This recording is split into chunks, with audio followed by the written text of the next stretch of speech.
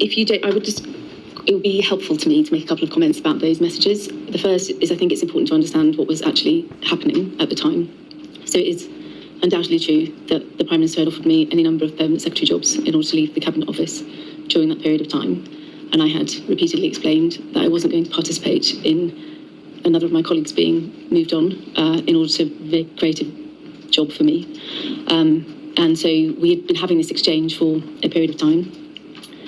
The things that Mr. Cummings, having seen those messages, it was, it's horrible to read, but it is both surprising and not surprising to me. And I don't know which is worse, actually.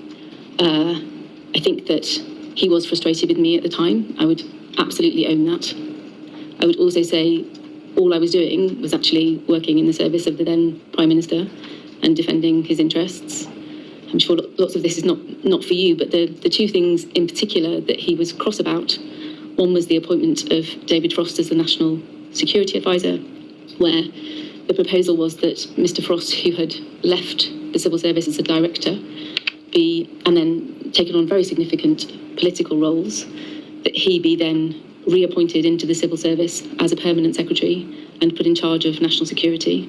And for reasons I don't probably have to go into, I thought that was wrong, so I wouldn't let that happen, and had in fact come up with a proposal that would fulfil what the Prime Minister wanted, which is that Mr. Frost should join the Lords and be a minister, because I felt that was more proper and have accountability.